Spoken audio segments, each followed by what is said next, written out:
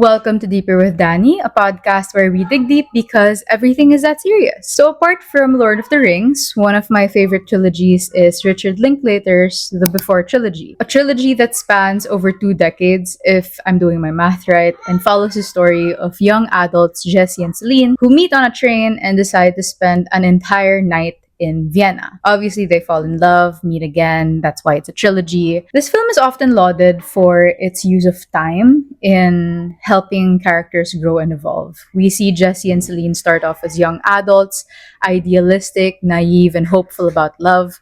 But as the years go by, they meet again and reconnect. They get to know each other over and over again. We get to see age catch up to them, both physically and emotionally, making it such a compelling watch, especially when you rewatch certain parts at an older age. But I think that its best feature, particularly in the first film Before Sunrise, is the range of mobility that both characters are afforded in the city of Vienna as they get to know each other for one night. And I want you to think about it. If they weren't on that same train, if they didn't witness that German couple bicker in the train, if they had no walkable city to spend their night together in, the story would have ended completely different. Without public transport even, the story wouldn't have existed at all. It's unthinkable to imagine a love story like Before Sunrise happening in the streets of Metro Manila, where getting stuck in traffic is an everyday thing, and public transport is pretty much a fight for survival. Unless you live in Makati and BGC, both of which I'd argue are cities cosplaying to be pedestrian friendly, meet cutes in public just aren't feasible anymore, and community building becomes a privilege, even if I think personally that this is a right that we all deserve to exercise, because having a strong social network is an important factor in our longevity and an improved quality of life. And above all, I think that the biggest gripe that I have about living in a car-centric city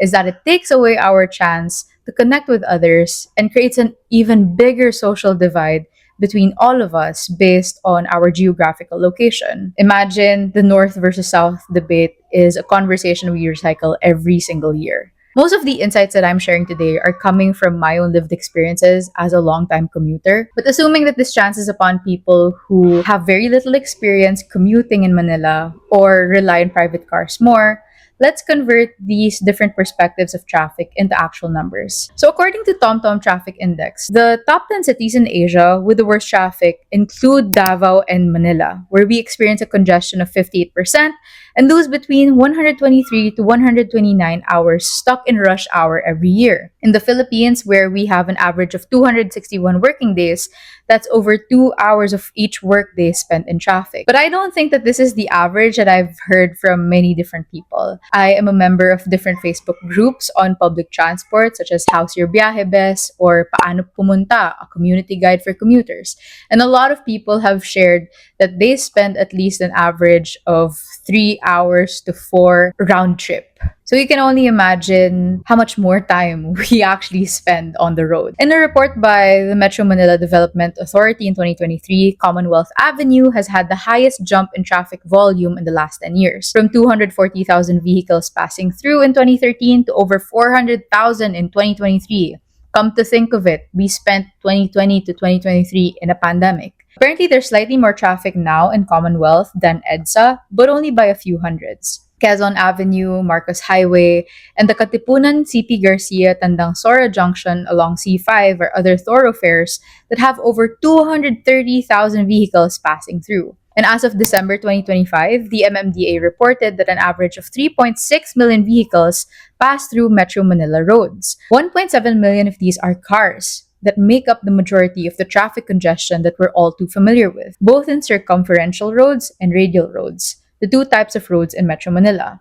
So circumferential roads are roads that help you get around the city without passing through the city center, whereas radial roads allow you to go in and out of Metro Manila, connecting you to nearby provinces. Next to private cars are motorcycles at 1.6 million, which used to be less than 500,000 in 2023. MMDA reports that this steep increase in motorcycle traffic can be attributed to the rise of e-commerce delivery services and moto taxi services. And what's surprising is that in terms of vehicle use, private vehicles still outnumber the rest of the transport population, with 3.3 million vehicles reported to be for private use in 2023. On the other hand, We only have about 280,000 public vehicles, consisting of the following in order of the most number of units.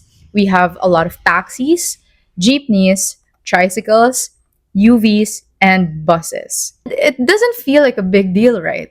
But as you zoom in on the data, the most frustrating part of these statistics is that the number of private vehicles do not correspond to the number of transport users. Private vehicles on average carry two individuals, as opposed to public transport vehicles such as jeepneys that carry between 10 to 20 people and buses that carry about 35 people. And what really boggled my mind here as I did my research here is that the Philippines has such a low car ownership rate. And it leaves you to wonder, why is the supposed minority congesting our roads? In 2021, Move as One coalition reported that 70% of people in Metro Manila rely on public transportation, but they only take up 22% of our public space. But I'd like to point out here that as I did my research, it's not so clear if the private cars that they were able to audit were for TNVs, like Grab, InDrive, or they're actually for private use. So that's one thing we have to question. And while it's good to know that doing my research affirmed my frustrations as a commuter, it's still very disappointing to see how car-centric Manila still remains to be. There are many obvious reasons why walkable cities and a reliable public transport infrastructure are the backbone of an improved quality of life in urban areas. We don't spend half of our waking hours on the road if we had reliable public transport. We get to use our time more efficiently, like getting enough sleep and spending more time with loved ones. It's cheaper. A one-way trip wouldn't cost us hundreds of pesos for a trip that would only take between 20 to 30 minutes if traffic weren't so bad and we had more accessible and affordable ways of getting there. In relation to the environment, there would be less carbon emissions if we rely on less cars, aka if we strengthen our public transport system. And above all, I think there's a liveliness in the cities when we have walkable places and a strong transportation system. Businesses are better supported when there's allotted space for accessible foot traffic, when business districts, small businesses, communities, and third spaces are connected to walkways and our transport system. These are strong reasons to advocate for better public transport, but nothing is happening. And every day I continue to experience and witness firsthand the dehumanization of living in a car-centric city. I think that as a pedestrian, as a commuter who needs a ride but spends a good chunk of their travel time by foot, I am at the greatest disadvantage. Not to play the oppression Olympics here, but that is the truth. As someone who doesn't have a car, a private car, a driver to get me to certain places, I am at the mercy of everybody else more powerful than me, aka those with private cars. And as a pedestrian, I am at odds with almost every other aspect of the transportation infrastructure. For instance, the most obvious one is cars versus pedestrians. I have witnessed and experienced road rage along Katipunan Avenue, in Cubao, Anonas, parts of Quezon City, sometimes Makati, and cars tend to be so aggressive with their driving. Even if you are walking on places allotted for pedestrians or where pedestrians should be prioritized, you can feel the wrath of certain drivers, leaving me to wonder why it's so easy for people to obtain a license. I think they should make it harder for people to obtain a driver's license. If anything, if they haven't yet, there should be a mental health module for individuals interested in becoming drivers. Because you're driving metal boxes that are capable of killing anyone at any given time, especially if you're not careful. And it's so dangerous to witness numerous individuals who are behind the wheel and have very little patience for anyone who's walking. Another peeve of mine as a pedestrian and as a commuter are cars that block the pedestrian crossing just because they're such in a hurry to beat the red light. Why? What was that practical driving course for if you're not gonna follow what the stoplight says? A lot of cars I've noticed still speed up at the yellow light, even if I know you're supposed to be slowing down and preparing for the red light. Why in a hurry? Another thing, sidewalks or the lack thereof versus pedestrians and commuters. The lack of sidewalks tends to force commuters to be on the edge of the road, even if that increases our risk of cars getting angry at us. So that's also an LGU problem when they don't prioritize fixing sidewalks. Kudos to the QC local government unit though, because they have been making efforts to fix sidewalks like along Katipunan Avenue. In Anonas station, they've brightened up the walkways there, especially at night, making me realize that wow, it really is hard as a commuter, especially at night. And especially if you are visually challenged, such as myself. Places tend to be dark if you're not in a car, and that's scary. And speaking of sidewalks, there are cities. I want to make a special shout out to Makati for cosplaying as a walkable city. And I'd argue that you're just cosplaying to be a walkable city because you still tend to leave people behind with the current infrastructure in Makati. If you haven't been there yet, if you don't frequent Makati, there are hardly any pedestrian crossings. There are very few. There are more underground tunnels, I believe, than pedestrian crossings. And this is an issue of access. It's not friendly to people with disabilities, people with physical disabilities, because there are no wheelchair ramps, there are no properly sized escalators that could assist PWDs from getting to point A to point B. And honestly, as someone who's able bodied, I get directionally challenged because of these tunnels. One way that Makati can improve is to work on their street signs to make it easier for people to navigate where they have to be going and where they have to be crossing.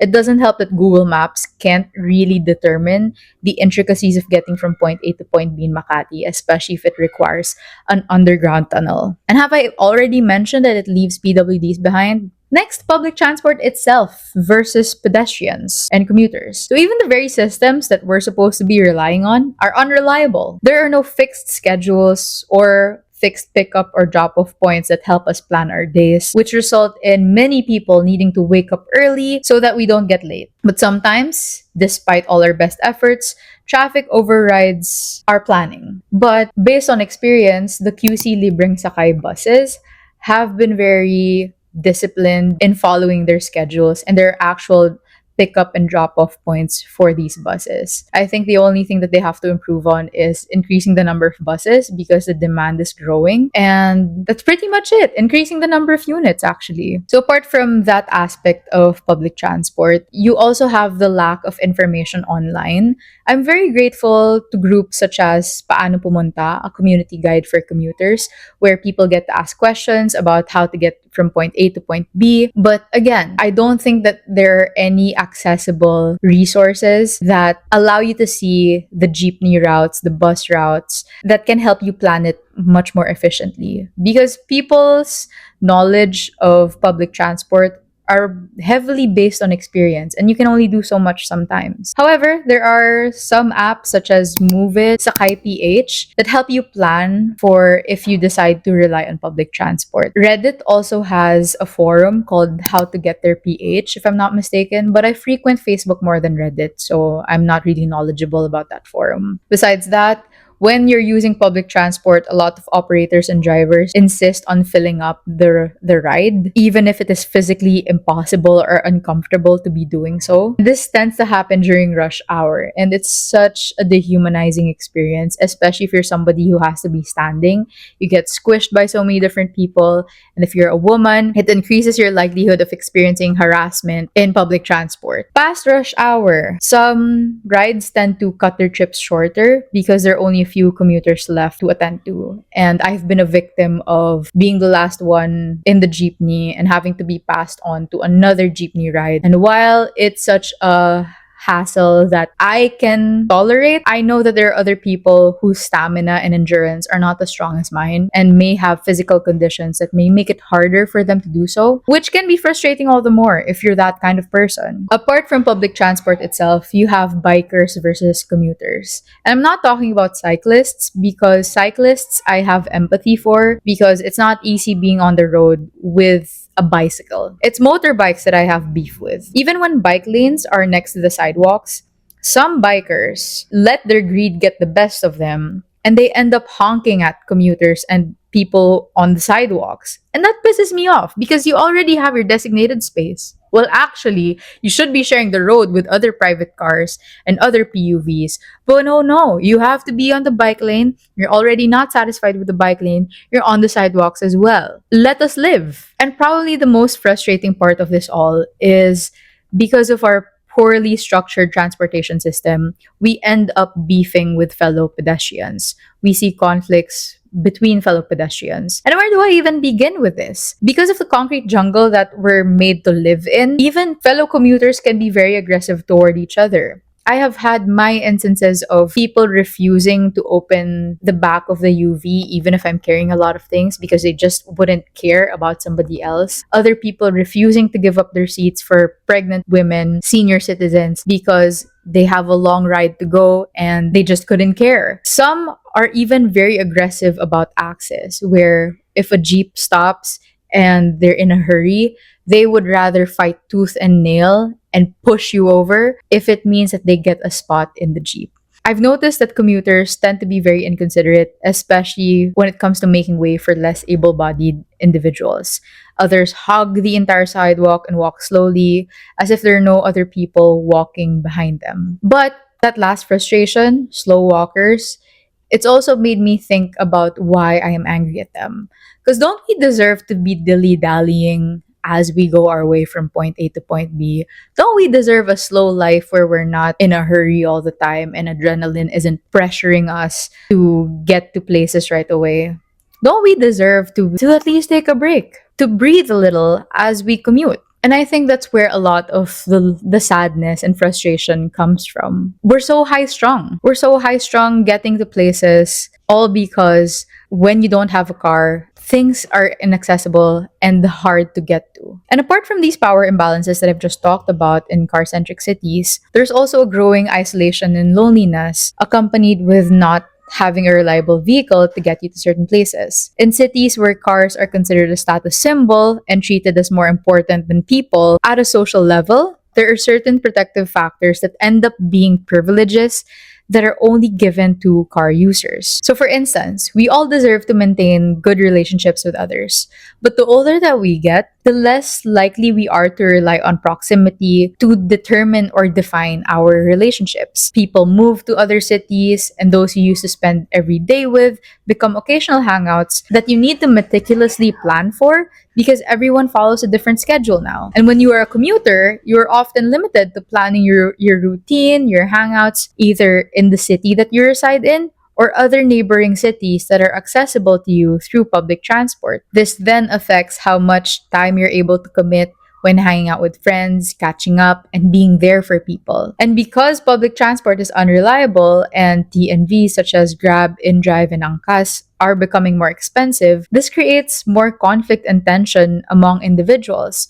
Because then we see people going on the internet seeking for advice on whether it is valid to end the friendship because friends are no longer putting in the effort, not realizing that there are bigger systemic factors at play. Another thing, maintaining physical and creative hobbies as well as creating a life outside of work are nearly impossible without transport access, and for as long as local government units make no effort to expand pedestrian spaces in the city. Compared to private car users, it's much more difficult to discover and commit to third spaces. And third spaces are environments where you are not working, you are not studying, and you are not resting. It's places where you can be doing activities. When you rely on public transport, and given the current schedule of the most affordable transportation available, you can't stay out too late. You have to be planning things well. Otherwise, you would end up missing the last ride home. And again, even if you plan things really well, sometimes it just doesn't work out for all sorts of reasons.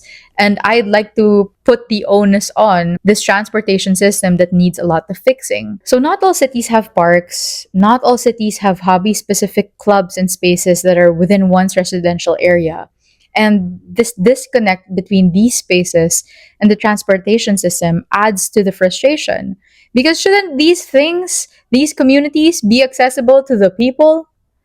Why is it that only a certain group of people get to enjoy these things? AKA people who live in walkable cities or have the means to get to these places that don't require taking public transport. And I know a lot of people would counter this point by saying that everything that they have, everything that they need is in the comfort of their own homes. But it is undeniable just how important it is to have a community that just isn't your biological family, your workmates, your internet friends, or your pets. We need others. We need social interaction. We need a community that knows one another and looks out for one another. Hobby clubs and small businesses are such wonderful places to meet like minded people who can expand your social circle. But most of these communities end up maintaining online spaces only, which severely affects community building efforts. However, I do see some clubs like Journal Tambay, Comiket, create these events that allow people to have something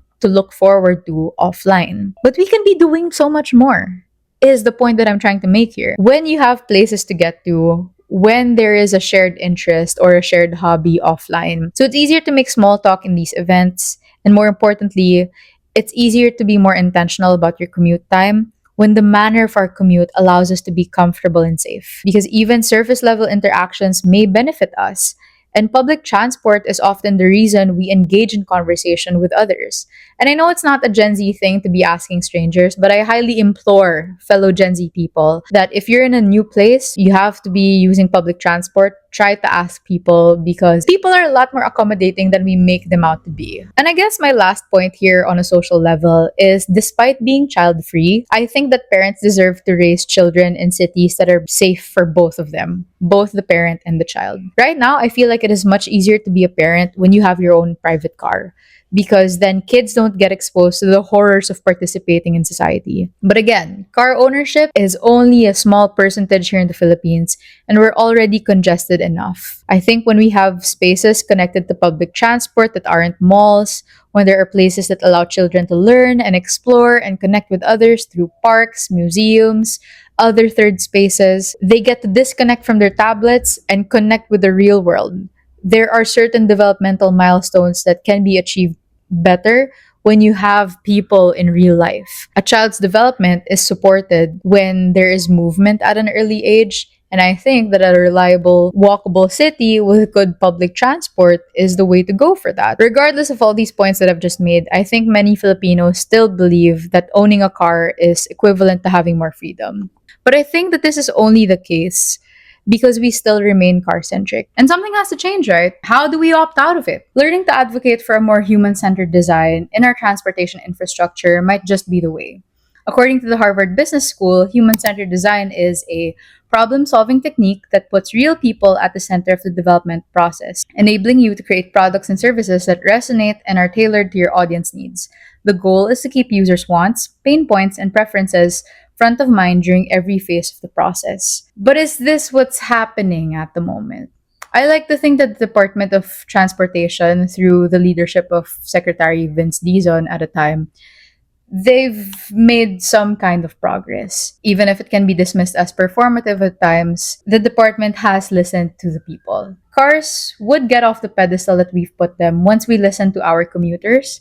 And as commuters, once we mobilize and organize to drive change in our public spaces, we have to work toward active mobility, where walking and cycling become the norm, public transport and shared rides become the next best choice from getting from point A to point B. Private cars should be the last thing that we think about when traveling every day. And this can only be done when we do it together. I am in no place of leadership or influence to be doing more concrete projects that can help us shape and influence public policy. But hopefully, being able to talk about this encourages you to really figure out what can we be doing right now to fight for commuters' rights, to fight for active mobility in our shared spaces. I hope I get to see in this lifetime more positive changes in commuting in the coming years, but there have been good things already. QC's libreng sakay, QC buses have been my favorite mode of transportation. The buses are pretty good. They're well ventilated, and the new units actually have charging ports for your USB-C cords. Jeepneys are still on the road despite people wanting to phase them out. I hope that the government finds a way to modernize jeepneys without leaving people behind.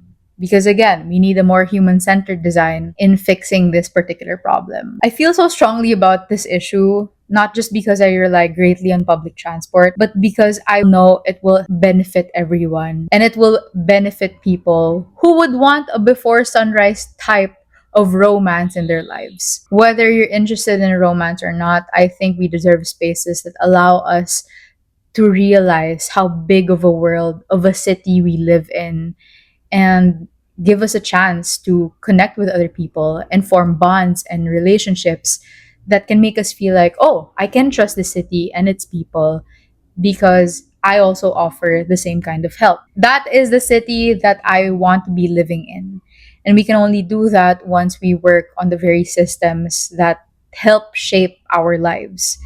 And if there's anything we all have in common, it's that we will all grow older. We will all lose our mobility one way or another and in different ways. And we will be forced to rely on others as we age. Just like Jesse and Celine, who eventually ended up relying on private cars toward the end of the Before trilogy. But I digress. That's probably for a film criticism in the future. But going back, a walkable city alongside a reliable and affordable transportation system, these things protect all kinds of people. I want to grow old in a city that doesn't leave anybody behind. So if you enjoyed this podcast episode, be sure to like, comment. I'd love to know what you think. What are your experiences commuting here in Metro Manila? Are there any good things? Are there any horror stories? Hopefully, you might want to examine what good things have happened in public transport. It's important that we hold on to hope, especially in these times. So be sure to rate the pod as well. Give us 5 stars. Tag me on Instagram at Deeper with Dani or at Not Just Dani. And I'll catch you next week. Thanks for being here.